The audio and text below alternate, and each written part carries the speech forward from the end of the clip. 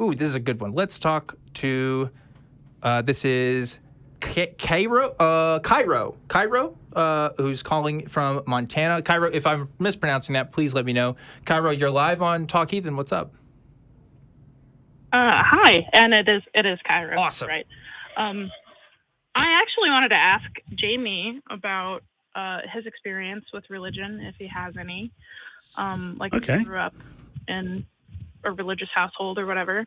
And I was kind of curious about any intersections he might have experienced between religion and being blind.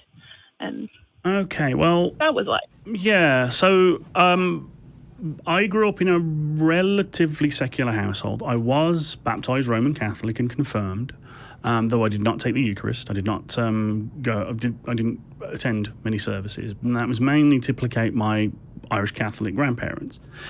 I said my prayers when I was a kid. I also went to an Anglican school, so I went to religious primary and from age K through 11, so to speak. K through 12. So we did hymns, we did prayers, we did the nativity at Christmas and things like that. But it was not pushed hard upon us that this was the truth and the light. But I come from England, which is a more secular society in general than the US. Now, I have had more interaction with the supernatural in general, because while my mother, it was her parents who were the Catholic grandparents that wanted us in the faith, broke away from that, she did not lose her love of wonder and has and still keeps some supernatural ideas. And she might be watching now. Hi, Mum. But so talking about things that have supernatural background are very much part of how I grew up and how I became a skeptic and started realizing how to try and find out what was true. As it pertains to my visual impairment, of course, I have seen the folly of intercessory prayer. I'll pray for your son's eyes. I'll pray for your son's eyes, says Nan and Grandad and all of their friends, and it didn't work. And then we went for a faith healing, not a Christian faith healing, but through probably a con man. And I think I called in to an earlier show regarding that, and so I'll spare the gory details, but basically that didn't work either. So any time that faith and my eyes interceded, there was no effect, at least in improving the condition itself. The one cool thing that I did get was that I got large print Bibles. So I was given free Bibles in large print if I wanted to read them.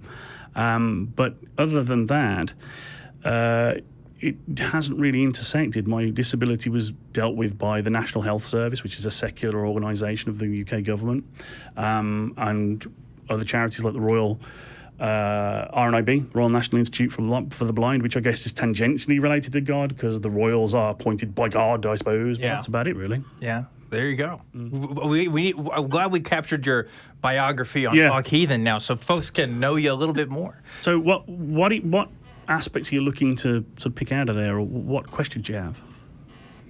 Oh, well, I was just curious because, I've seen you on the show once or twice, and I've really enjoyed your perspective and stuff, and I was just kind of curious about your life and how Yeah. Well, thank you. Those types of things.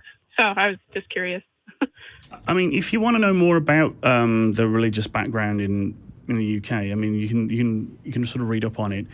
We were quite a melting pot as well. Like, I hung around with a lot of Sikhs and Muslims and a few Jewish people, because we're a big old melting pot, especially Birmingham where I grew up. So look up those religions as well, because I crashed into those a bunch too. So yeah. Yeah, for sure.